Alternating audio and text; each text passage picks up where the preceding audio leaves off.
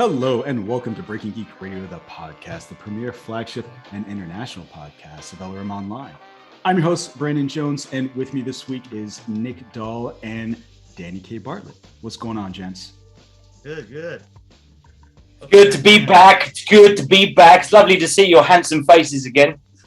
It's good to have you back. So, Dan, you've been gone for a while. I'm going to put you on the spot right now. So before we started the show, you were talking about all the times you've been screaming at podcasts and yelling at the TV. If there was one piece of thing that has come out since you haven't been on, what would be the one thing that you would want to rant and talk about right now? What is it? Oh, fuck. Yeah. You should have given me a heads up on that. There was so much. I started out by saying I'm going to put you on the spot. All right. Now, I'm not 100% sure that this is the most annoying thing, but I think it's close because it was the first thought that came to my head. The spotting, the seeing, the imagining, the conjecture, the squeezing in of Mephisto into every fucking Marvel show that comes on or whatever it is. I honestly, if he's coming, if he's not coming, I really stop it. I really don't care. It's like it's almost like, you know, when you see the face of Jesus Christ in your bowl of cereal or something like that. You're just imagining this shit, people, until someone actually sees it. Stop it. I really don't like it. It happens to me all the time. What you see my face in your cereal? You Jesus? No. Actually, God, Jesus usually does have like a British accent. In my alphabet. Yeah, but jokes aside, and there may well be that he is being introduced at some point. It's frustrating that I can't watch a Marvel show and then read about it or see about it without someone spotting Mephisto in there somewhere. I mean, did we see him in the last Venom trailer by any chance? Was it on a poster in the background? Was there a number? He's right in the middle of the poster. The Venom's form and image. I think the last time I recall any conversation about it was in the Spider-Man trailer. Like, people were talking about that. Like, it was the One More Day storyline that people are using, and then when Peter was going into the school, somebody had a picture of Peter and his face was done up with like devil horns and like devil. So good God! Right there, that's Mephisto. Like, it's coming.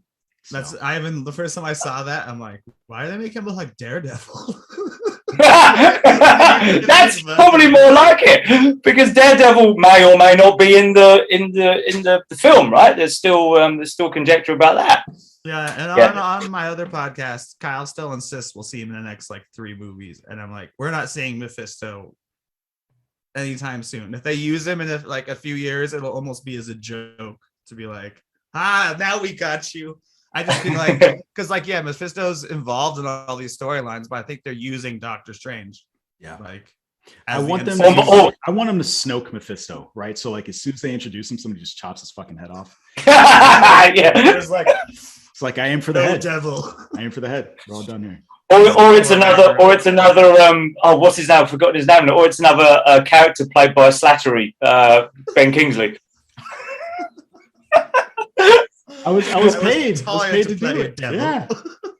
I was just paid to play the devil. It was the same as when I was Hamlet, you know. I was played this Mephisto character, this horned beast from below. So good. That'd be pretty awesome. It's okay. That's the thing. It's Mephisto. All right, groovy. Well, it's funny. You should say that. I mean, I actually have no follow on to that. There's no segue. But anyway, on today's show, we're going to be doing a review of Malignant. But before that, we've got several news stories, lots of stuff about what's going on in DC. They've had a few things happen over there, some big, some small. So we'll run through those first, and then we'll get to the smaller stuff, and then we'll get to Malignant. And Danny, did you say you did see the last episode of What If? The last episode I saw, and now you're probably going to tell me I've missed one. The last one was the zombie one. Has there been another one dropped since then? There has been another one since then. Because just before you start, Jones, I will say this. We've got this I watch it with my nephew, so I'm not allowed to watch it unless they're watching it. So if there is another one, then I haven't seen it yet. But you are more than welcome to go into spoiler stuff if you want. Okay. I'm not upset about that. But, so I am one behind then, am I? I'm one behind. Yes, just behind. Yeah. Okay. Okay. Can't at least go into impressions about it. We don't need to spoil the hell out of it. But Yeah, decide when we get I there. think that's fine. I think I can do an easy overview of that and just talk about that stuff. So I think for me, the most important DC news going on right now is the fact that, Christopher Nolan is doing his next movie, which is about Robert Oppenheimer, who is the father of the atomic bomb. And here Nolan is dropping his own goddamn bombs. So Christopher Nolan's next movie will not be put up at Warner Brothers. It's going to be put up at Universal Studios. And so, listeners, Makes me and Jam you are wrong. recall, it'll make you wrong. We thought next week.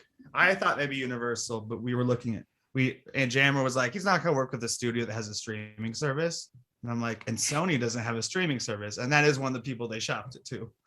Sony does have a streaming service. They have Crackle. Well, that doesn't really count. It's shit, but it is a streaming service. Yeah, it's been around forever, and it's mostly shorts. Yeah. So what I think is interesting about this is, listener, you recall that Christopher Nolan was one of the loudest critics talking about the fact that Warner Brothers was doing this bifurcated release. So things are going to be released in the theater and things are going to be released to Warner Brothers streaming service, HBO Max.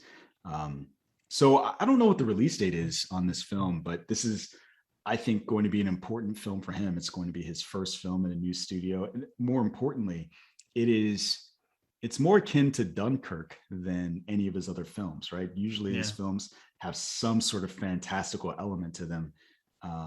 This is going to be just as grounded as Dunkirk, if not more so, right? It's just going to be, for the most part, people in a room talking and then an atomic explosion somewhere here and there. The atomic explosion creates time to go weird. And that's why we're viewing the movie in the weird order. I mean, if that did happen, that'd be pretty cool. So, Nick, how do you feel about this whole situation? I actually think it's good he kind of followed through with it. Not because of, I don't really see what Warner Brothers did as big of a deal, because I'm obviously not a filmmaker and I've enjoyed watching the movies at home. But if it's exciting to see he has a new studio to work with, and obviously not much is going to change because they're going to be like, do whatever you want. But I did find it was interesting, the list of the studios he also pitched, like MGM, Sony, and Warner Brothers. He was in negotiations with Warner Brothers also, but decided to go elsewhere. Those are the final studios he was shopping it to, I read. And I'm like, Warner Brothers? So he at least considered their offer and was like, fuck off. I'm not going to do Hammer's Christopher Nolan impression. But. Yeah, I think that their decision weighed heavily against his own decision. So, yeah, I think that makes sense. Is that it? Is that what you got? Yeah. Okay. So, Danny, this dude made billions of dollars for Warner Brothers. How do you feel about this situation, and how do you think Warner Brothers feels about this? I can excuse me. I can imagine that they're not very happy that they've lost one of their big earners. But after what happened with Tenet being the release, the dropping it on the cinemas only, on the big screen only, and all that stuff that we all talked about quite a bit about the financial side of it, I can only imagine that there were a few bridges that were kind of burned there, and maybe that was best for Christopher Nolan to get out so that those challenges didn't come again, even though up to that point, I think the relationship was beneficial for both of them. So I'm sure it's a little bit of a double-edged sword for them. I'm sure they're happy to not have that kind of stress and drama potentially in the future. Who knows what's going to happen? But at the same time, they are saying goodbye to someone that does make them a fair bit of money, or if not a fair bit of money, a certain amount of what's the word I'm looking for? Not notoriety, a certain amount of credibility. Prestige. Yeah. Oh, a Christopher Nolan drop there. A prestige and credibility as a film studio, not just the comic book films. Obviously, nothing against those, but they are diverse in what they make. They don't mind making films that appeal to shall we say, a minority of people rather than a huge majority. So I think it's a bit double-edged for them. I'm sure whoever he's going to is happy to have him. I'm very, very confident about. Universal has got to be super pleased because they only have a lot of big franchises. Yeah, you got like Fast and the Furious, the Illumination Entertainment, and Jurassic World, which is almost over until the next trilogy. One assumes. Yeah, I think it's a huge deal. Again, as somebody who made billions of dollars for that studio, it'll be interesting to see what he does at Universal. I think again, this is this first film going to be fascinated to see how it does. I don't know that I'm particularly excited to see it. I'm curious what the details of it are going to be. I'd rather be fantastical. That would be cool. And as someone who sound likes pretty to play with time, just like you brought up, Nick, like that seems to be a lot. It folds into a lot of his movies, and so a lot of movies have talked about the release of atomic bombs and that kind of energy being a gateway to some sort of time shift. So it'd be interesting to see if he plays it completely straight or if this is going to get timey-wimey, as Doctor Who would say. But we'll see. Maybe it's part of the MonsterVerse. Maybe it's all connected to Godzilla and King Kong and stuff like that. That's how we're going to get Pacific Rim up in the Godzilla King Kong universe. Yeah, there you go. Yeah. You heard it here first. Nolan's doing a Kong film, Kongzilla. So I think Gypsy Danger, she was nuclear. So I think that's what's going to happen. That's what's going to happen. Oppenheimer's transport to the future. Gypsy Danger, the mech from. Oh, sorry. I thought that was your porn name. Sorry, Jonesy. No, that's my stripper name, not my porn name. Sorry. That was your day job name. Sorry. Denis, what's the guy who directs Dune? I can never help to pronounce Denis Villeneuve. He's HBO. I mean, he's Warner Brothers only, right? At this point. Yeah, as far as I know, so. yeah. And then he also, they also obviously made the move. They promised to make a sequel, even if it's not big at theaters, but they get a big enough HBO Max thing, which I actually think benefits Dune. Because I don't think it would make enough money for a sequel with just a theatrical launch in normal times. I think a lot of people who don't care about it will watch it because it's on HBO Max. But I only bring them up because I don't want to discuss the whole thing, but because we discussed this with so many directors. But in today's news, he got asked about Marvel movies like all the prestige directors and didn't have anything nice to say about it. But as we've talked about before, that's just the press being like, hey, what do you think about Marvel? Yeah. And he basically called him cookie cutter, like not worth his time or something. It's like, okay. I mean, so make one that isn't. Yeah. Yeah. Do it yourself. Yeah. You don't have to go and watch it, and you don't have to make it the same. So do something different, absolutely. Which is what he's doing with his Dune. Did you guys discuss that, by the way? His HBO Max deal as far as a sequel is concerned. Yeah. Yes.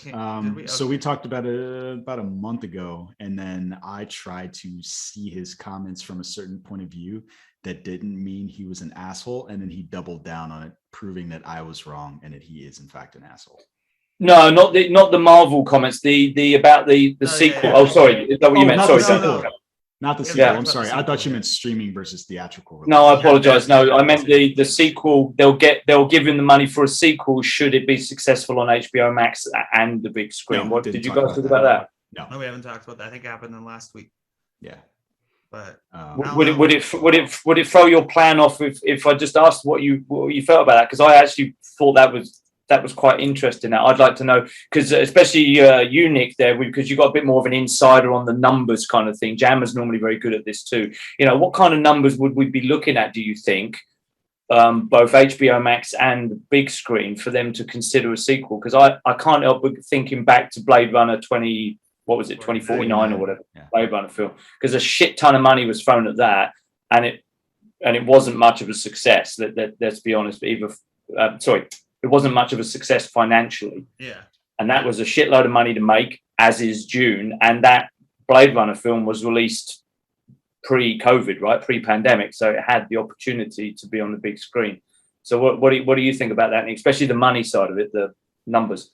I think to look more for an appearance thing and also to keep him around since they lost Nolan, I think we're getting a Dune 2 no matter what. Like, at this point, the script's done. Probably could use some of the same set. I don't know the story of Dune, but like, it's I don't know. It just sounded, when they released that comment, it sounded like they just greenlit Dune 2 is what. What do you think the minimum number is, though? I mean, how does the HBO subscription work? Because it's not like Disney Plus where you pay $30 for the film, is it, or is it? We don't have it here. Remember, I don't know how HBO Max works. So there's no premiere access. Yeah. So it's just dumped onto HBO Max, and that's the monthly fee, is it, or an annual, or whatever it is? Okay. Yeah. So there's no way of really telling unless people they release numbers. Buy a subscription to release it. There's no way of knowing, or. Well, they also track how many people are watching it, as well as tracking how many people joined around the time. Wow, it came out. That's fascinating. It's actually their biggest movie of the year, streaming wise. Because it's a long film, right? And if you're watching at home, surely there's going to be it's on, but then you fuck off to go and make a cup of tea and go and walk the dog and do something else while it's playing in the background.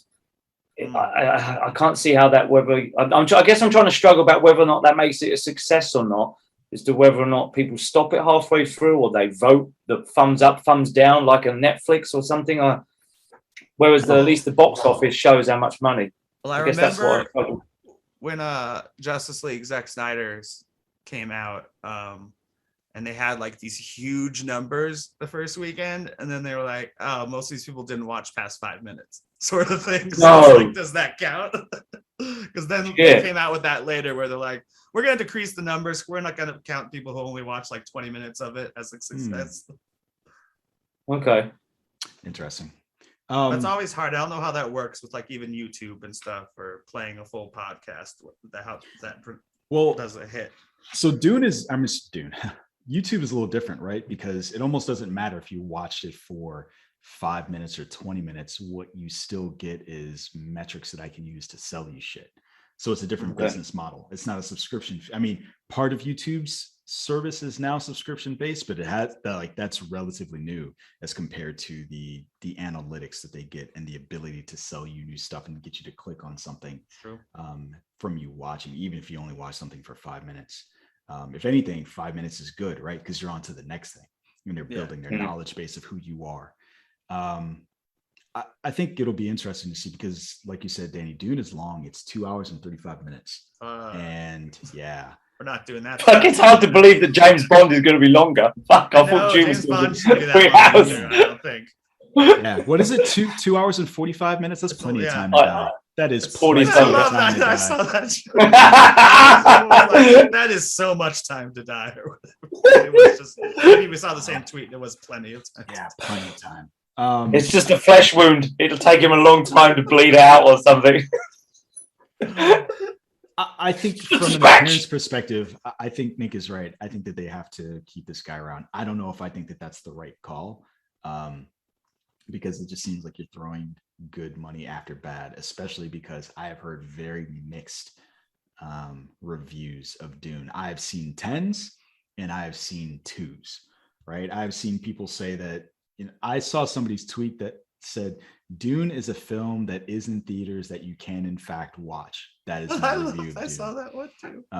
And I know somebody that saw it. I'm actually going to talk to him about it this afternoon. He's in Toronto and got a chance to see it.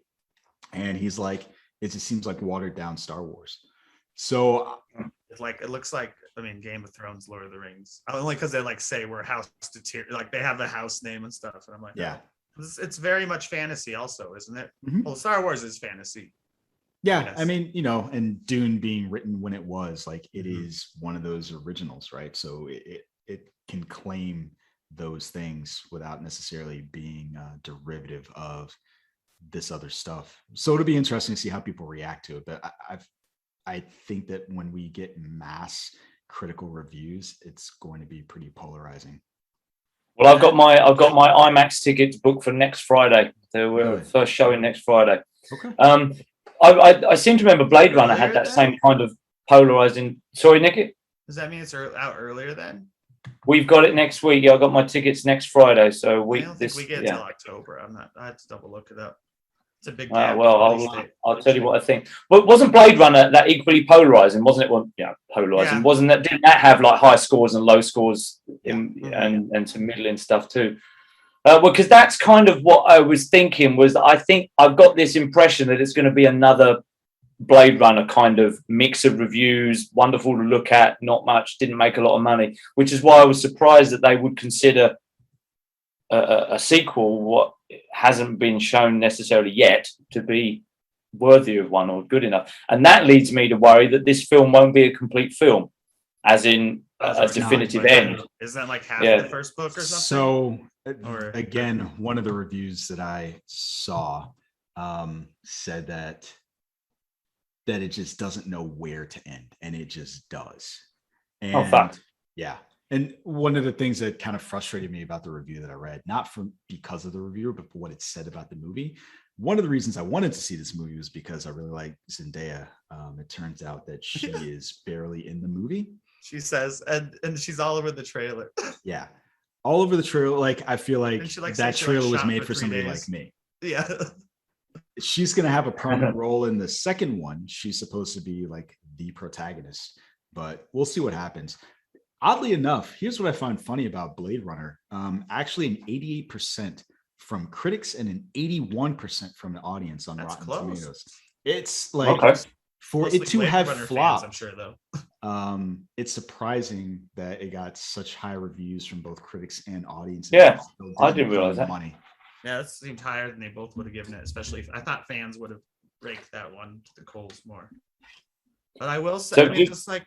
With the whole Dune thing though, like I've seen the trailers. There was a trailer on Free Guy. I was saying Extra Jammer, and I did a little lean over to talk to him thing, and I'm like, I have zero interest in this film. It just looks like gray blah, like sci-fi with like nothing new, and just looks like it's gonna be long as fuck. And you gotta do the Anakin voice, right? You gotta like sand. I hate sand.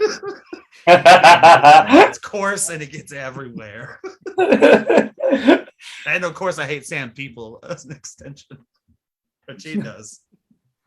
And sandworms. Well, in this case it would be I hate sandworms. Yeah. Hate spice. Who doesn't love spice? So yeah, that's it's funny how we spun that out from Nolan to Dune to Villeneuve, but yeah, that's to fucking Star Wars. We managed to get back to Star Wars. We did it. We did it. Time to Star Wars. Who is it? Who was it? You were just talking about Jonesy that was in June, but apparently isn't in it very much. Zendaya. Yeah, sorry, I'm obviously having a hard time with names tonight, Steve. It's going to be the Mark Hamill in Force Awakens again, right? Oh, Luke Skywalker's back. Luke Skywalker's back. Well, he's the last 4 seconds of the film. Yeah, that's pretty accurate. That's pretty accurate. Because she is like a third of the trailer. She's a huge part of the trailer. She does the voiceover for the goddamn trailer. So, fair enough. You guys ready to move on? Let's move on. Yeah. Let's talk about some more DC news. So, we've got a bunch of Batman news. So, exclusive from Giant Freaking Robot, they're reporting that Michael Keaton is going to be getting his own solo Batman project. So there aren't a lot of details about this, and because of COVID and DC's slate, it's hard to say exactly where this is going to fit. But it seems like Michael Keaton will be a 70-year-old Batman doing Batman things in his own solo movie. Batman Beyond. It's a Batman solo movie for Keaton. I don't think he would I don't know. It's a 70-year-old Batman. I know we used to watch like 70-year-old Indiana Jones and like Ethan Hunt and like Arnold Schwarzenegger and stuff. But so it's weird, right? Weird. I do think that a better use of him as Batman as a 70-year-old would be to groom a Terry McGinnis, because for Warner Brothers, that gives you a whole nother franchise. Yeah. Right. Keaton can't be Batman until he's 90. Yeah. And so what that means for you, you get your cake and you too. You have Batman Beyond. Yep. Films. And it eases people into it. So without seeing it, my first impression is that this is a bad idea. But Danny, what do you think? I'm nodding my head when you said that last bit, that this seems like a bad idea. I hate being that person that jumps to the conclusions of I don't want this, I do not want to see this, because I'll always be, well, let's show me a trailer, show me something tangible that I can look at and hear and stuff. But right now, just based on what we know, which is very little, I'm not excited by it, or I'm nothing it. If I wanted another different solo Batman in the future, Batman Beyond thing, I'd rather have Ben Affleck come and do it, or John Hamm or someone like that, someone completely new to do it, that could could do the older Batman kind of thing. But yeah, I'm nothing on this. Unfortunately, I'm not excited about this. And I know we're going to talk about some other DC stuff, so I'll withhold a little bit on the other things too. But yeah, I'm nothing on this. Love Michael Keaton. Don't think he's Batman anymore. Okay. They're not a super trustworthy source, but I'm sure Warner Brothers is. I can't imagine they wouldn't be thinking about doing something big with Keaton aside from cameos. But yeah, just the way I do hope, and I hope they realize that Batman Beyond is the way to go. Like, yeah, it's even if they go like full Logan with this, it's like he's still like 20 years older than Hugh Jackman when Hugh Jackman was playing an old Wolverine. So he could, Hugh Jackman still had the physique and stuff because they made him look older, but really he's still Hugh Jackman. But yeah, but I also don't see that working with the Batman character unless he had to like go so dark and stuff that he's using guns and stuff, and I don't need to see that. But if you see that, like the weird thing is that last thing that you said is exactly what leads into Batman Beyond. So like that's how that series started, right? He goes to save someone's life. He goes to save the daughter of an heiress, and when he goes to save her, he has a heart issue, and because of that, he cannot survive without pulling a gun on someone, and that is the moment where he decides, I'm not doing this anymore. I feel like that should be your first act, not your entire film. But if you're doing that, then you might as well make the Batman Beyond movie.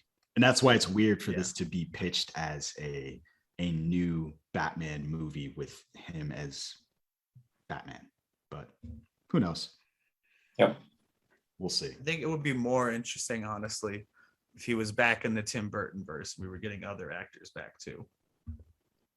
Fuck. Michelle Pfeiffer and like she be one of the only ones, but you get some of the actors back from the first two movies. Maybe Billy D. Williams is Two-Face, like an older one, but he's, he was District Attorney Harvey Dent, and 20 years later he's an enemy. I don't know. I think that'd be more interesting to return to those actors in that world than to watch a Batman movie set in a DCEU. Does that mean that you are disregarding the Batman Forever and Batman and Robin? I think you would have to. Okay. I think it's kind of that. It's this popular thing these days to make a sequel that ignores worse sequels. It's in vogue. And then just call the original movies tired. Like Halloween. It's like, which Halloween of the three Halloweens is it? Oh, it's the one that's the sequel to the original Halloween. Yeah, that's absolutely right.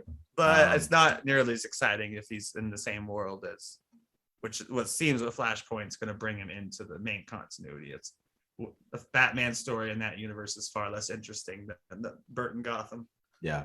The thing that I do think is interesting about it is, if, again, not to beat a dead horse, but if you're going to do this, the people that would be excited about seeing him as Batman again are also the same people who would be just as excited, if not more excited, about Batman Beyond, because those same people that are within that age range grew up watching Batman Beyond. So the animated series, all of pretty those closely off the movies, and then they got farther away from the movies, but they became beloved, and so I don't know that. So you're right, Danny. I shouldn't say that it is a bad idea. I guess I'm thinking of it not necessarily from a story perspective, but more from like a business decision perspective. I think that you get more juice for the squeeze if you're setting this up as like, okay, this is a series that's going to go for forever, right? Yeah, so makes sense. We'll see. Do you think some of it will depend on how the Batman does when it's released in 10 years time or whenever it's coming out? There's so many and Batman I in think that play. movie will do well. So people like Batman though. He hasn't. He's the only time he was dead was like in the like, I think, was it 10 years between Batman and Robin and Batman Begins? Yeah. Otherwise, he's always been not always grossing money if it's just Joss Whedon's Justice League, but still super popular character. Yeah. It's also like too many Jokers right now and stuff. So to your point, this is what's going to make it interesting. So the next story I was going to talk about like dovetails right into this. So the Penguin was just announced as being an HBO Max series that we're getting. It is going to be tied to that series that both you all just brought up, the Batman, which we're getting in 2022. And the Gotham show nickname. And the Gotham show as well. And so it is interesting, Danny, that you asked the question, like, does this Michael Keaton thing hinge on whether or not that movie is successful? It's fascinating to me that they're building a universe before we even get the main course, right? So we're getting news about the fact that there's this Penguin series, and it's going to be set before we get this this Batman series. Because it is set before the Batman. So the way that it's described, is like this: it's like the series will focus on Cobblepot's past and the show's rise to power and Gotham's seedy underbelly, rather than him being established as a kingpin. You've seen that show. It's called Gotham. Yeah. So I'm also afraid I've seen their Gotham show if it sticks too close. Yeah. So that's why I'd rather it be after around the same time. I think you need Batman in these shows, at least a little bit. I never watched Gotham because he wasn't. We just talked about how popular Batman is, and they were having shows that didn't have the Batman in it. Yeah, that's true. Yeah. I could tolerate Smallville because at least it was Clark Kent. I don't give a fuck about a Batman show that doesn't have Batman in it. Yeah. At least Bruce Wayne, give me something. A season and a half, I think. And when I say Bruce Wayne, I don't mean like child Bruce Wayne. Yeah.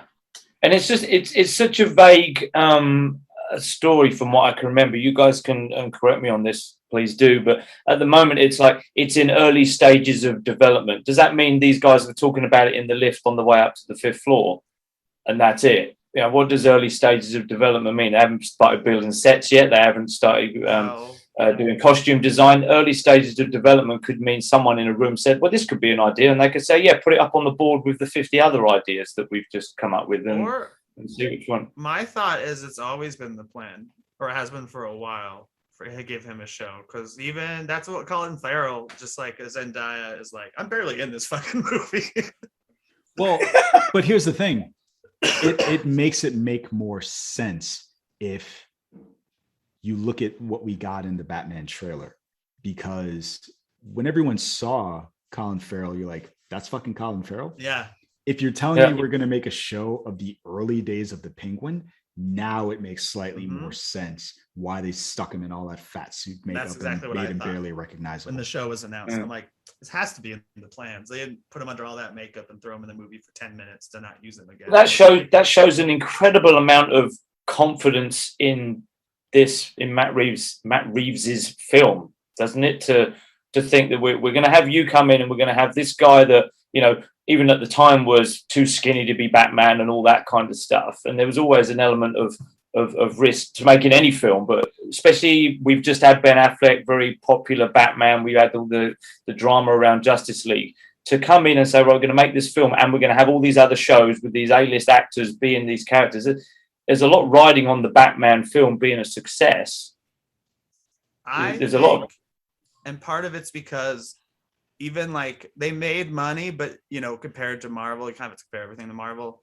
Even Batman v Superman and Man of Steel weren't like the success they would have been. Like Batman, more recognizable probably than anyone at Marvel except for Spider-Man back in the day. You know, Batman and Superman growing up were like the two superheroes I knew the most about, just because they were all over TV. Right. The grocery store comic book shelves, not real comic book stores.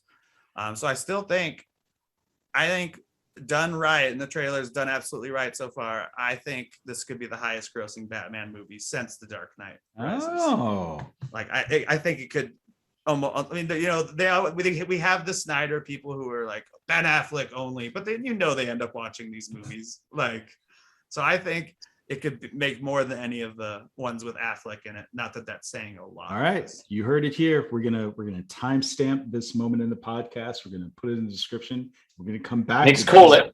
Yeah, in a year, we're gonna find out. We're gonna find out whether or not Nick was right. Biggest since the Dark Knight trilogy, not bigger, possibly bigger than Rises. We'll see. Okay, you heard it. You heard it here. Hawkeye trailer. Yeah. Loved it. All right. So good. Tired of all the DC talk. Here we go. So It's funny. It's almost annoying, but kind of funny that you watch a thing. You're like, this feels like Die Hard. And you look on the internet and everybody's like, this feels like Die Hard. Like, God damn it. There's no such thing as an original thought. But this looks fun. And I think the thing that I enjoy about it is kind of the thing that I complained the most about Endgame, which was I had a hard time sitting with a guy who went around the world just like killing people. And he's like, I'm going to get my family back. And like, it did not seem like a good arc. But looking at how this series is set up, it seems like we're going to get the ramifications of that. And so from that perspective, I am happy to see that. So we'll see what happens going forward. Nick, what do you think?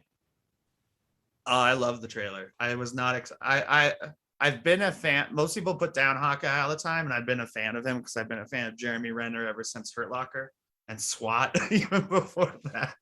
But, with Colin Farrell. Yeah, with Colin Farrell. And Sam Jackson in that? Sam Jackson. Yeah, Sam Jackson's in it. Yeah. Sorry. But I love the trailer. I find it's the funniest trailer for any of the Disney Plus shows so far. Yeah. You know, they all have humor to them. This plays, and they're all like, all the shows are all ended up being buddy cop-ish. Even when it's like Loki with Mobius or Loki with Sylvie, even though it's not as much of, I guess the first one's not a buddy show either, but you know, like this is very much also like a Lethal Weapon type Christmas movie. It looks like it's got Shane Black. It's got Shane Black's feel all over it with the action mixed with comedy. But I can't believe this isn't Shane Black. Like, yeah, it just felt like that. Kiss, bang, bang, Lethal Weapon 1. All that stuff, even bits of the Predator mixed in with it as well, with the way that the some of the shots were with the archery stuff. It came across to me as just there is a definite serious undertone to it, like Jonesy was talking about, like the ramifications of what Hawkeye was doing in between Infinity War and Endgame, etc. But at the same time, it looked like it's going to be a fucking good fun to watch these two interact and to go through this little adventure together. And I've not been more excited from just one trailer. I mean, the next one might ruin it. The show might be not as good as the trailer looks. But right now, it's like I can't wait for November the 24th, 3rd, whenever it is, to come along. But I'm super up for it. I want to ask you guys about this. What I did find interesting about this. So at the end of Black Widow, we got a teaser where Yelena Belova was basically sick on Hawkeye. Not visible at all in this trailer for a show that's coming in 2 months. What did you guys think about that? I don't think she'll be a main villain. I just think she'll be in it. Like, that's my opinion. I think we'll see her and she'll pop up at a very inopportune moment for our characters, like in the middle of something else and suddenly someone's sniping at Hawkeye, sort of thing. But we definitely see her in it. I'm sure we'll see Val in it too. I don't think she's the main bad, even after the Black Widow. Not that they have to show her first, but maybe there were some reshoots that had more of her in. I doubt it, but she was such a popular character. But they probably finished shooting Hawkeye a while ago. Then the only other thing I really want to say about it before Danny gets to put his 2 cents in about her is that this Hawkeye is written truest to the comic, I feel, of any version we've seen in the movies. Like, he's kind of cocky. He's getting himself into bad situations, like in a tuxedo and jumping onto like the tree at 30 Rockefeller Plaza and just like, I don't know. And he's funny and he's like a jerk. And I feel like it's the closest he's been written to the comics. He's so kind of I can't think of the name of it, but this is based on a very specific run, isn't it? It's called Hawkeye, but it's a miniseries that uses the exact same logo. It's about him training Kate Bishop. And it's like, the exact same logo, which I really love about it. I love them. Like, I can't think of the name of it. And you're like, Hawkeye. It's like a run of Hawkeye. I don't think it had a genius. Let's call the Hawkeye show. There's a movie about this bus and it couldn't slow down. What was the name of it? I don't know. How fast was it going? What was its speed? That was it. Danny, what about you? What do you think about the lack of the new Black Widow? I think that's intentional. I think the next trailer will probably, if she's going to be in it, I think we'll get a sense of that in the next trailer. If she's going to be in it at all, I think the lack of her in this one was just to set the style of this series, to set the tone of it, to introduce the main characters, which are obviously Hawkeye and Kate Bishop, etc. So yeah, and I don't think that she comes across as the kind of villain that's going to have henchmen and henchwomen doing her dirty work. If she's the bad guy, she's on her own. She's just going to come after him. If she really is pissed off of him and really does think that he's responsible for her sister's death, I think she would just come at him, head on. She's not going to send henchmen to do her dirty work and all that shit. When you're a widow, you don't need henchmen. Yeah. Yeah, You I'm think shocked. they'll be friends by the end of it if she's in this? Like she not at the end of this one. To be an Avenger. I hope not. That's true. I think that will be into movies. Yeah, that little interplay will happen in upcoming movies. That's what I think will happen. If at all, right? Yeah, true. True, she could be a Dark Avenger. I mean, it'd be entirely possible if I doubt that they would kill him at the end of the series, but this could be his retirement. I hope they don't kill him at the end of the series. He has a family. Well, Black Widow's so does he? vain. Right at this point, I'm curious. The way that it started, it almost seemed like he wasn't married anymore. I don't recall seeing his wife at the beginning of the trailer. No, but he does call someone on the phone babe, which I don't think he'd be calling his kids. Because I looked for her too and didn't see her. But with the Molotov cocktail scene, he's like, I'll be there, babe, or something. Yeah. So I'm curious. It'll be interesting. It is weird that he's not living with them again. It seems like he's in New York and they're visiting for like a week. Yeah. And so my impression of that could have been like, you get this protagonist that is always trying to get back together with his significant other. And so they will use those pet names and all this other stuff. And the woman's like, hey, stop fucking calling me that. That part's done. Yeah. So, especially because the kids let off with, this is the first time we've spent, what did they say? They said Christmas together in years. So maybe that's just because I still of the snap. think that's reference to the snap. I'm almost tired of getting the snap referenced. Well, you kind of have to long enough, and then you can. It's been long enough. It's a big event. Like Shang-Chi did it so quick in just one line, just so you knew when the movie was set, not because it was important. It was a lot. So good. Yeah, I get the feeling that possibly then that their relationship came to an end because of everything they've been through. People dying and snapping and stuff like that, which would put a strain on most relationships. So maybe he ends up having some sort of affair with Black Widow's sister, who I've forgotten. As we all know, I'm having trouble with names tonight. So that the new Black Widow. Yeah, the new Black Widow. I'm going to call her that. The new Black Widow. Maybe they end up having a relationship. Maybe that's the babe on the end of the phone, Nick. I want to show you guys something really quick because I'm proud of what they. Okay, I got a Sam Wilson Captain America pop. Yeah, and they refrained from calling it Sam Wilson Captain America pop. They just put Captain America. When I ordered it, I'm like, will it say Sam Wilson on it? And I'll be pissed off. No, it's just Captain America. It's funny. The costume looks better on him than it did on Maggie. How dare you? Costume looked like shit. It didn't look like it fitted, but it didn't look like it fit properly. It didn't look like it fitted properly. Nope. Fucking hell. I'm the English guy teaching Americans how to speak. I can't know. Is it fitted or fitted? I don't know. It look like it fit well. Didn't fit well because it wasn't fitted properly, right? Correct. I just watched The Kingsman this week. I might know a thing or two about being a tailor. Yes, his shoes weren't brogue. That's not the outfit you go brogue. Bros, not bros. All right. So, you guys ready to talk a little bit of what if? And then we'll jump into the movie? Yeah. Go. All right. So, what if Killmonger saved Tony Stark? I'll give my impressions of this episode. I thought for a couple of episodes, they have just swapped people around and done a couple of things. Like, I think I was less interested in the first episode where they just swapped Peggy Carter and Steve Rogers. This was a big enough difference in the story. So while a lot of it played on the first Iron Man movie for its story beats. They upended a lot of it, and I really enjoyed that. And that's from a positive side. From a negative side, man, if they fucking make me watch T'Challa die again in Black Panther 2, I'm gonna be fucking pissed. Like, I'm just tweet before I watched the episode. So And I'm like, I was pissed at you. No. Oh, for spoiling it? I'm sorry. Yeah, no, I thought it was funny though.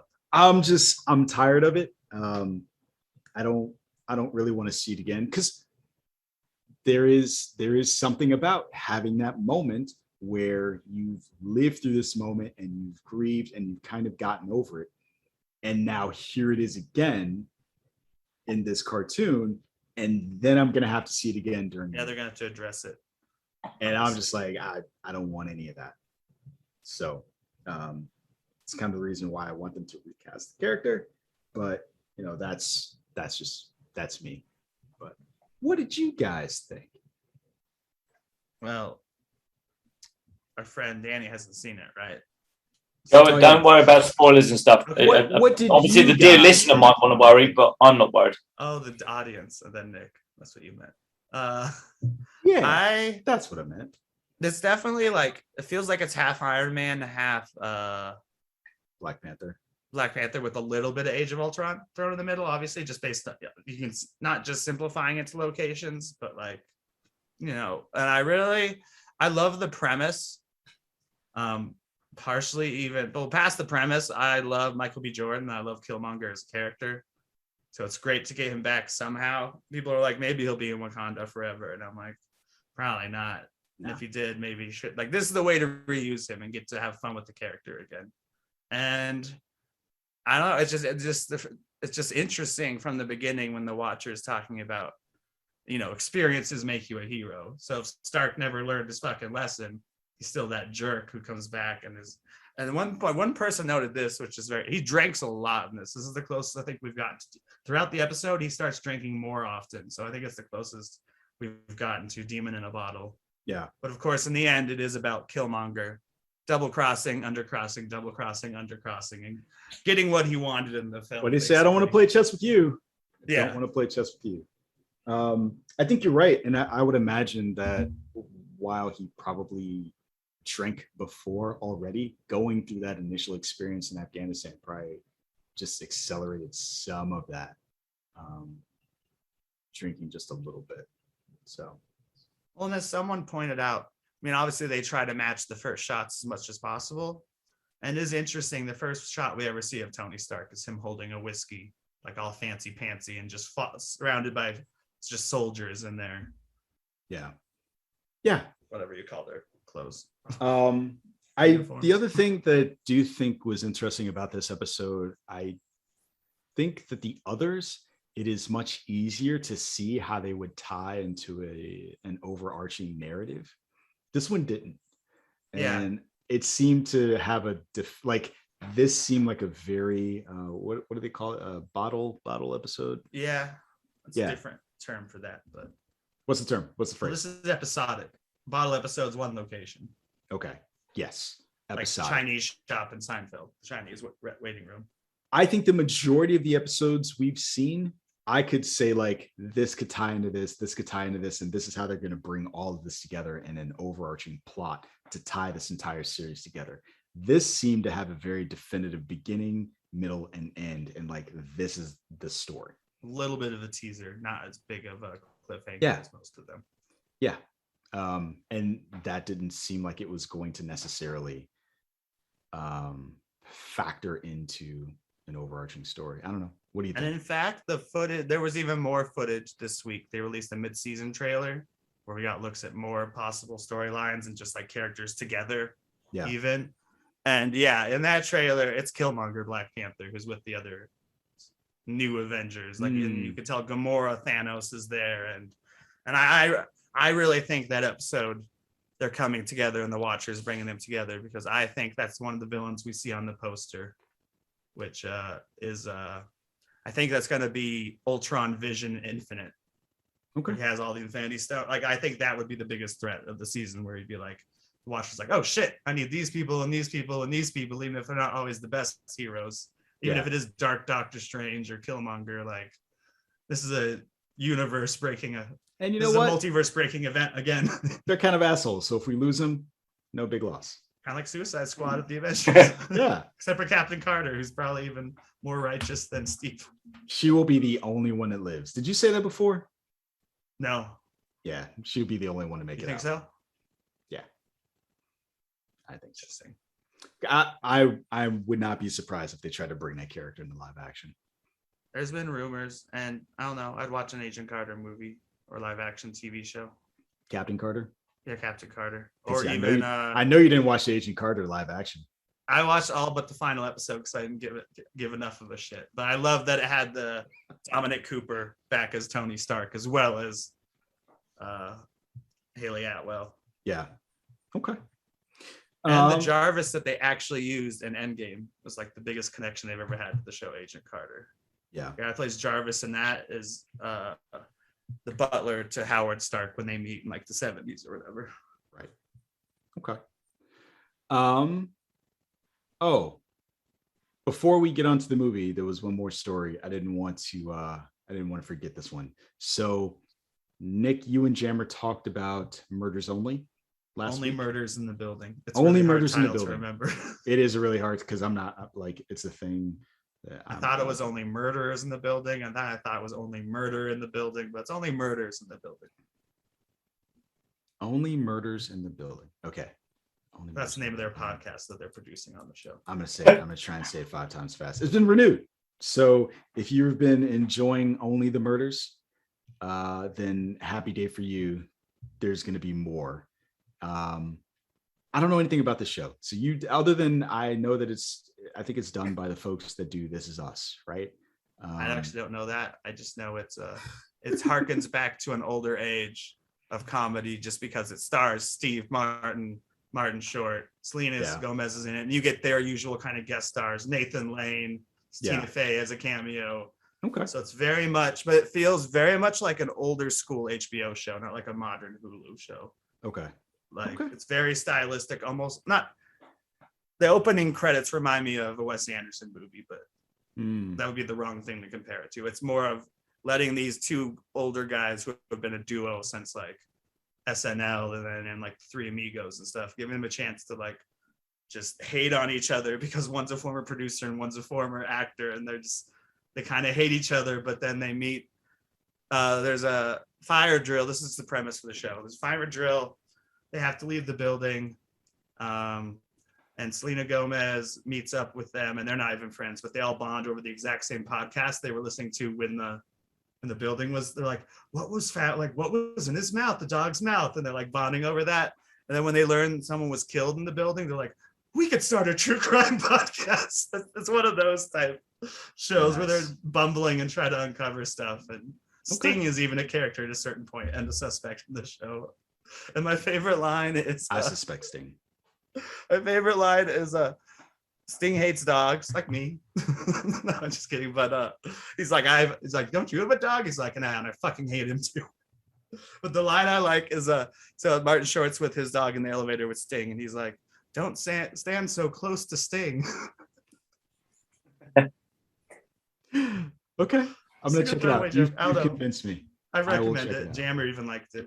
So Jammer even liked it. If both ends like it, then okay. I'll take it. I will take it. And I decided season 2 has been announced. I haven't finished season 1, so I don't know how much of a closure it is. But yeah. Okay. Well, groovy. Only Murders in the Building. I've just remembered. Sorry, Jonesy. I've just remembered something that pissed me off a lot more than Mephisto. Too late. You had you want me to do it now? One shot. Do it. I want the fact that they released a Christmas episode of Ted Lasso that could have been released at fucking Christmas. You are so. Why are you yelling at us? You're so loud right now. It was a wonderful, wonderful episode of Ted Lasso that could have been given to us on Christmas Day. So my Christmas Day could have been perfect. It would have had Ted Lasso and turkey and presents and everything. And they dumped it in the middle of fucking summer. Honestly. It's a weird episode. It was a wonderful episode. It could have been not. It's no part of the season. It didn't affect what was before. It didn't affect what comes afterwards. It could have been my Christmas Ted Lasso. Why did they do that? That's my question about that. Is that true? Because there was no doctor. Jamie Tart was barely in the episode. Like there was a brief mention of the current league table, but that could have been edited out easily. There was a current football league table. Football meaning kick it with the foot. Sorry, American listeners, football.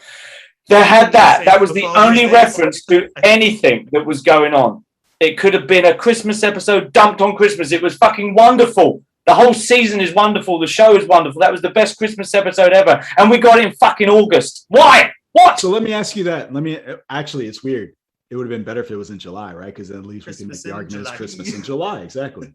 So you say it's a wonderful season. Have you read about the backlash? No. Don't piss on my chips twice by letting me get all upset about Harry Potter and now tell me there's backlash. Move on. Next. Here. We're just going to talk about the movie now, but you are so weirdly loud. I don't know what you did. You did a thing. Nothing. You just I raised my voice in anger. No, I didn't touch anything. Okay. I didn't touch it. The longer we go on. Slipping back into it. So carry on. Don't ruin it. Fuck. I'm not going to say anything else. So we're going to talk Malignant now. Malignant is a film from James Wan. It is a film that has recently been released on HBO, and the plot goes as follows. Paralyzed by fear from shocking visions, a woman's torment worsens as she discovers her waking dreams are terrifying realities. This film has a 77% from the critics on Rotten Tomatoes, a 53% from the audience, a 6.3 out of 10 on IMDb, and a shocking 50% on Metacritic. I say shocking only because I was shocked. I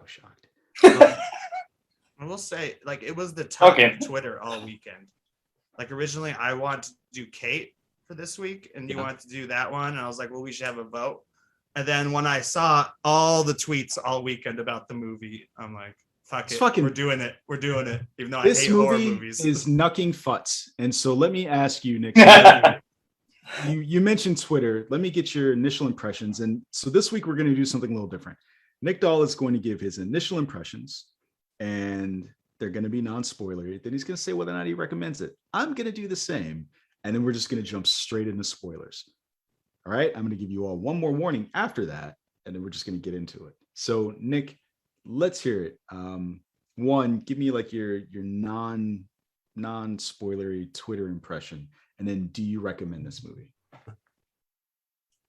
It was scary as fuck with a unique twist, and I would recommend it only to people who really like horror films. Like if you like The Conjuring even or whatever, yeah, this is for you.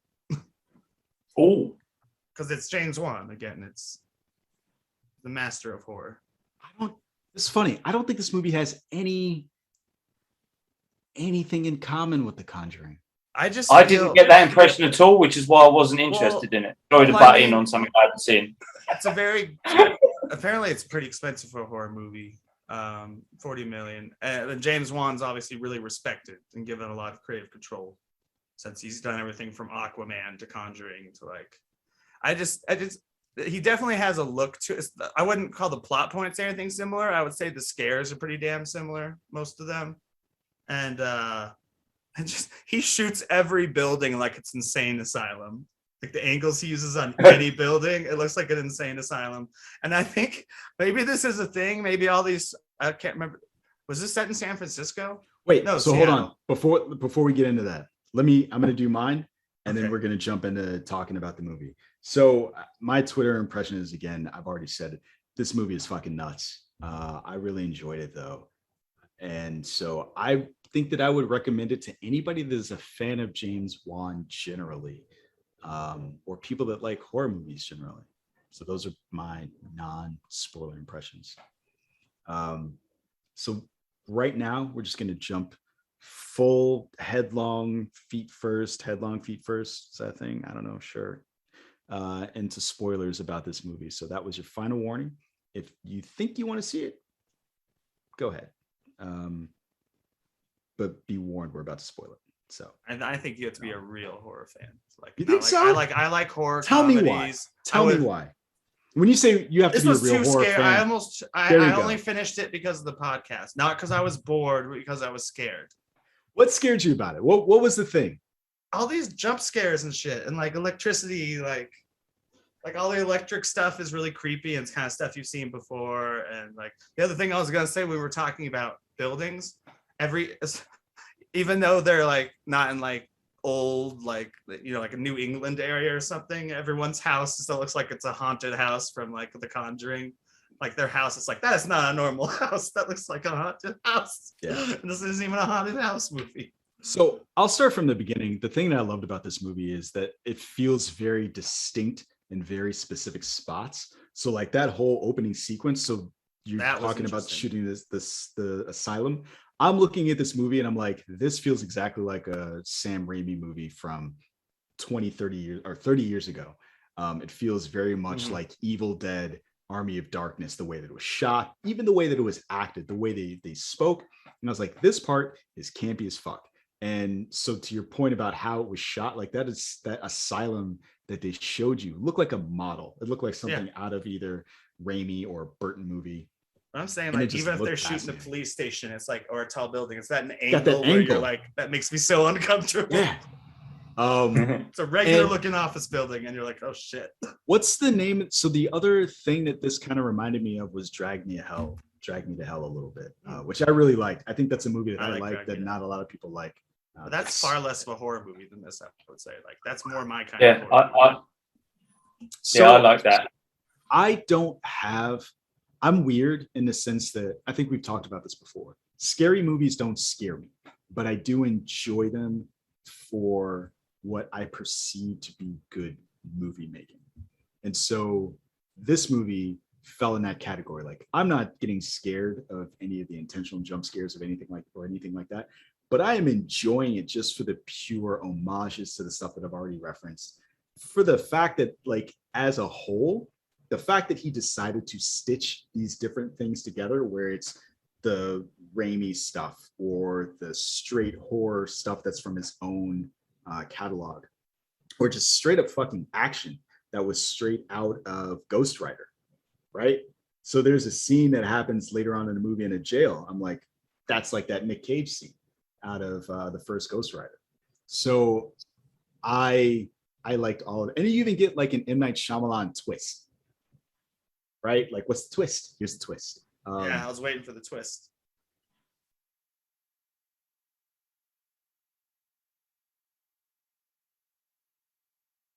This is the twist. He froze.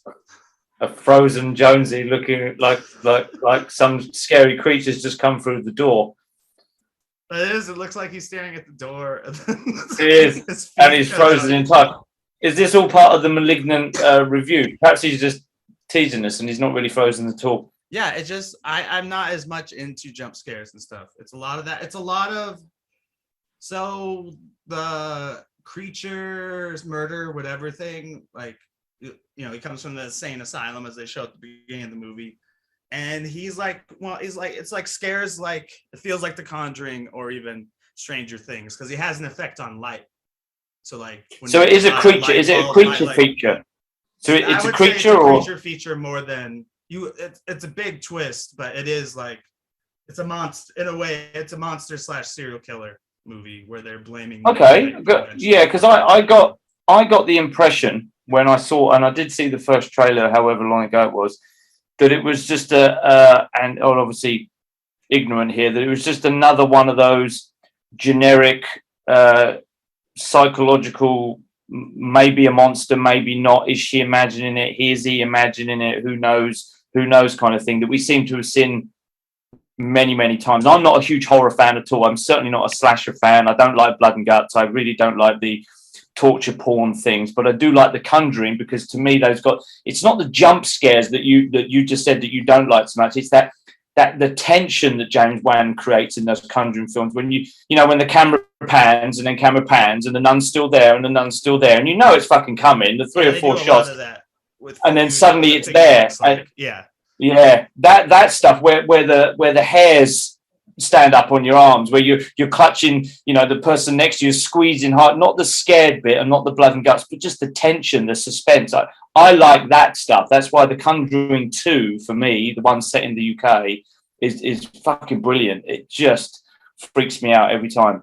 So you're saying this film's more like a creature feature serial killer rather than that's why I don't know. It's slightly spoiled, but not like tell you everything. It really doesn't matter, buddy. Honestly, go ahead. The listener's been fair warned, and I don't mind. It's one of the things I'll say about it is you think it's a supernatural movie, but really it's more science fiction than it is supernatural, I would say. Okay. Most movie, you're like, oh, ghosts, something's going on, but then you're like, oh, here's the science explanation for everything, which is still weird, but. Okay, well, I'm actually a little bit more interested than I was before, and it really doesn't matter about the spoiler stuff. I'll watch it anyway, if you guys recommend it. Yeah, I do recommend it. I think that the thing that jumped out to me about it is kind of what Nick is saying. And I really like this about James Wan. From this movie, like up until this point, he's done primarily supernatural stuff. This, at the end, you find out that just is not a thing. This is all psychological thriller, like sci-fi, basically, type stuff. And I applaud him for taking a risk. And there's a part of me that thinks that some of the, I don't want to say backlash, but some of the reviews, the negative ones, that's where that comes from. The fact that the tone is all over the place, but it's intentional. And if you're in for that, then you're in for this movie. But if not, then that's gonna push you away. There's a scene in this movie that's just straight up action for, what would you say, Nick? Like 10, 12 minutes? Like, it's long. Yeah. Not the chase, the scene in the police station. Oh yeah. It's horror action, but yeah, it's so it's almost what it reminded me of, if I'm like right now just thinking about it, was Terminator. So you get this scene where he starts out killing everybody in the jail, and that's very much like Ghost Rider. But then he goes to, and that's prisoners. But then he goes to the cops, and it's straight out of the first Terminator, where he's just killing all the cops in this place. And it's just straight action and done pretty well from my perspective. So I liked it. I liked that he took risks. I liked that it was different, and it's a fun movie. There were probably things I can't tell if I was supposed to laugh out loud. So like when the birth mother falls from the attic all the way through the floor. Oh yeah, I laughed. I like laughed out loud so hard. Partially their response is semi-funny too, because they're like, they were just in that room and then they're outside and they're like, what the fuck? It's like, we're taking your ass to jail. And then what else? Oh yeah, when we were talking about style earlier, before you kind of dropped briefly, I was gonna say that I can't believe the shot that follows her all throughout the house from above, even when she's on the first floor, and then it follows her upstairs and it's still showing an upper, like a bird's eye view, kind of like that big shot Minority Report, where it's like showing. And I said out loud, I was like, I've never seen this before in a movie. That was really cool because he's got the style. And then the ending's really interesting because it reminds me of Fight Club. And trying and talk to about it. What? Fuck's sake, Nick. You know you're not allowed to talk about it. Where it's like a situation where it's like, how do you keep the main character alive when they're attached to something else, as it were? Like, the solution in Fight Club is he shoots himself in the cheek and it makes Tyler Durden go away, even though Tyler Durden's in his head, which I guess is the best ending you could hope for. But this is kind of similar, and it very much sets up the sequel, where he's like, I'll be back, and she's like, but next time I'll be ready. Yeah. Yeah. You think it would have done a lot better without COVID, or do you think it might be getting more watches online if you combine it with theaters than it would have made anyway? That's always the big question. More people are watching these movies online, like me, that would never go to see it. Yeah, I agree. I think that James Wan has enough followers that a lot of people probably would have gone to see this without COVID. Because think about the series that he has launched, right? Between The Conjuring and Aquaman. Aquaman. No, so I wasn't gonna say Aquaman. I was gonna say between that. He did that other horror one, didn't he? What was it called? Yeah, that's the one that I can't think of right Insidious, now. right? Thank you. So those movies, those movies are scary as shit. Right. Those are probably even scarier than this. Original IPs, probably a cheaper budget than this. So, but multiple sequels. So I think enough people would have seen this to help it do well. I'm curious what the response would have been if that many people went out to see this movie, expecting, again, The Conjuring or Insidious and getting something completely different. Do you think if numbers are high enough on, again, we said earlier, we don't know what those numbers would look like on HBO Max, that you think there is a possibility for a sequel here, or is it considered a flop? I don't want one. COVID. I mean, I don't really want a sequel, but they did set it up so clearly with like 2 lines. Like, we can definitely revisit this, was like the end of this movie. Yeah, do I want one? I think given how much I like The Conjuring 2, so I'm going to talk out of both sides of my ass. I really like Conjuring 2, so I would like to see what he could do in this world if afforded another sequel. So we don't have to do with any of the backstory and any other stuff, and we just go. I think it would be interesting to see. Here's my pitch for the sequel. Let's hear it. Triplets. They were always triplets. Okay. So you're just stealing a page straight out of Sherlock? What? So you're just stealing a page straight out of Sherlock? So there are 3 kids, not just 2? Yeah, exactly. Okay. I think that would be interesting. Let me add another layer onto that. So the third one is so bad that she has to let out Gabriel. It's basically becoming Glass. Yeah, she has to let Gabriel help her defeat the third one. That's how this is going to play out. That's my pitch. Print it. And I'll just throw it on top of yours. We're calling it now. If there is a sequel, cut the check. Cut the check. You know what I think was interesting about this? So usually you get a shot at the end and you can tell like who lived and who died. The cop that was in this, Shaw, I was like, is he dead or alive? He got the knife thrown in him, but then I just think it's funny. Sequel anyway. No, I like it's not that I think it matters. I was just shocked. I was like, okay. I did like that it ended there, whereas a few recent movies we've watched, I can't remember which ones exactly. There were movies I've watched where I'm like, yeah, there is a wrap-up scene here, but it would have been better if we didn't have it. Like, you know, one of my favorite types of endings is just like, you know, all the Die Hard movies just pan out and they're over, like right after the action sequence. There isn't like a lot of like, oh, we need to like debrief you, or like, here's an award, or now you're in the hospital. It's just like, yeah, pan out and we're finished. And I like that about this ending. I'm like, I don't want to sit here and find out if she goes to jail afterwards, if the cop's still alive. Like, I don't need to know those things unless there's a sequel. Yeah, I agree.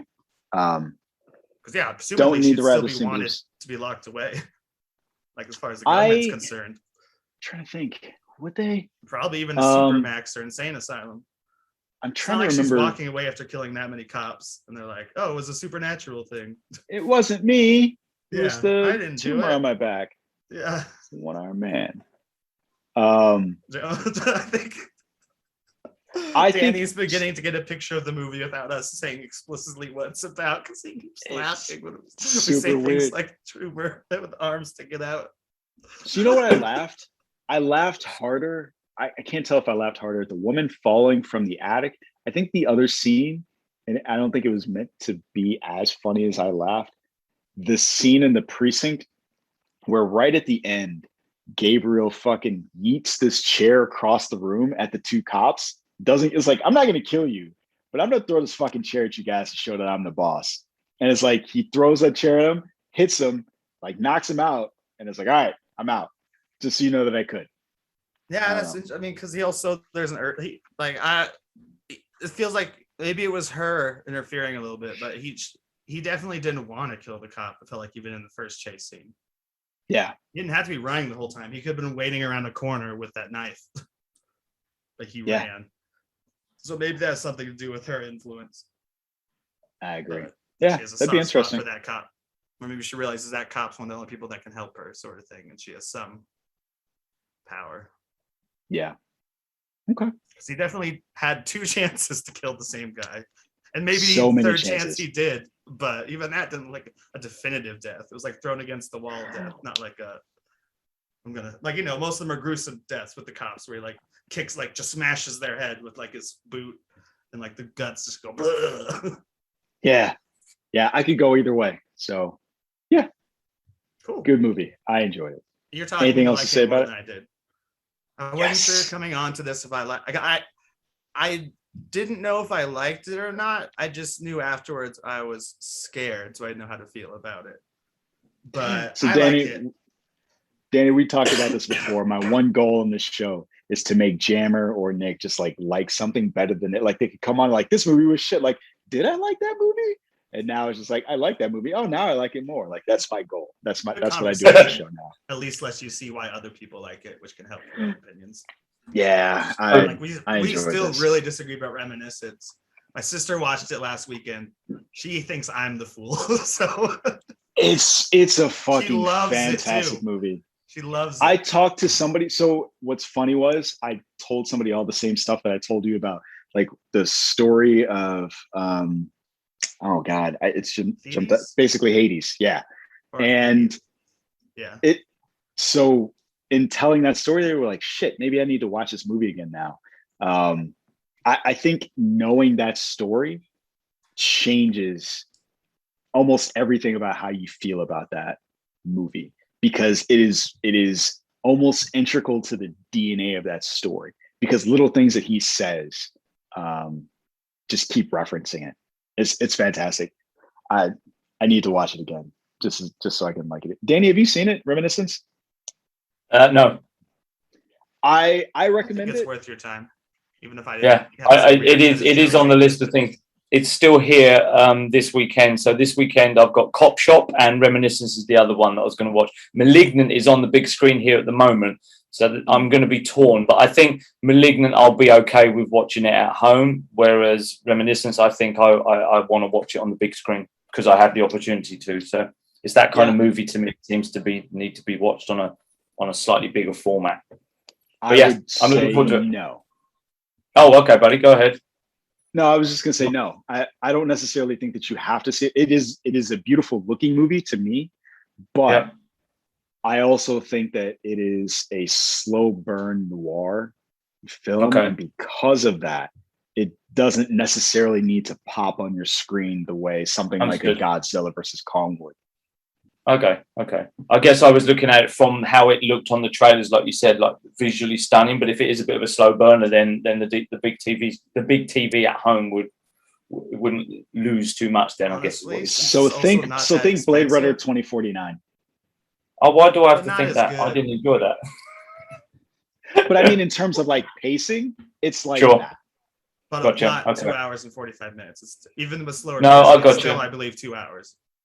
Yeah, I got you. I think I will still watch it because it is, and I do have the opportunity to. But it's good to know that if for whatever reason I don't get a chance to, I shouldn't feel too disappointed and catch it when I can. Yeah, that's good. Yeah. I did see your review. I did see what you thought about Jonesy, and I normally 9 times out of 10 I concur with you, and so I'm looking forward to watching this. My roommate and I sat down to watch it because he has to watch whatever I want to watch for the podcast, sort of thing. Well, if he wants to watch movies, we watch like multiple movies a day some days, but you're watching Reminiscence, and for a while he thought it was X-Men Reminiscence, and X-Men the Reminiscence was the subtitle because it had Hugh Jackman in it. And he's like, wait, is that is Wolverine, right? And I'm like, that's 15 minutes into the movie, man. X-Men Reminiscence. There you go. It sounds like a subtitle to an X-Men film. Well, it shows how shit the last X-Men films were. If this film has got nothing to do with it, he still thinks it's a better one. It probably is. It's entirely better.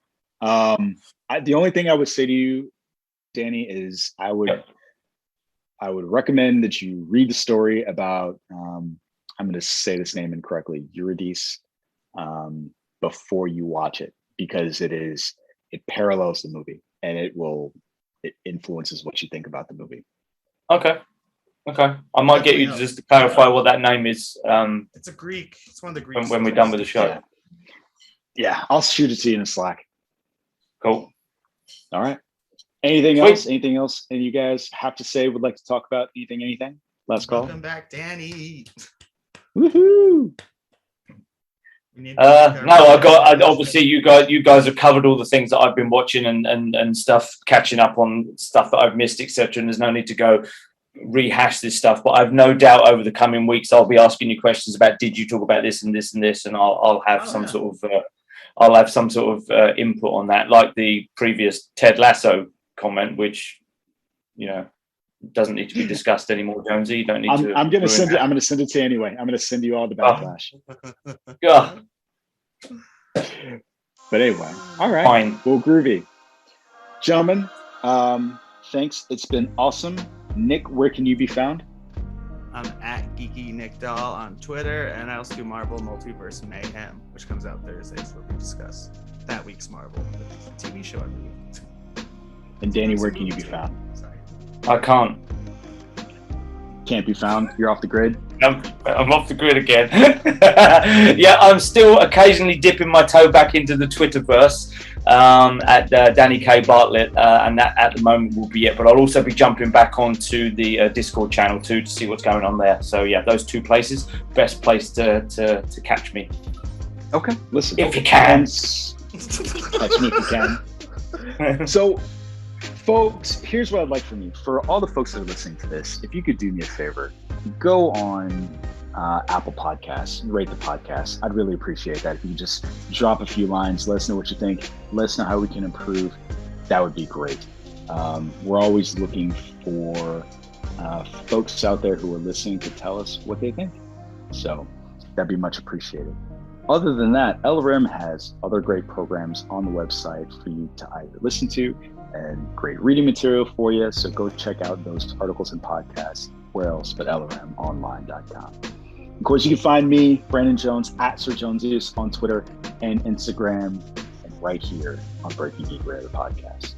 Folks, as always, thanks for listening, and we will catch you on the next one. Hasta lasagna. Don't get any on ya. Do we still do that thing? You do. Chamber's been doing Still it. do. Mission accomplished.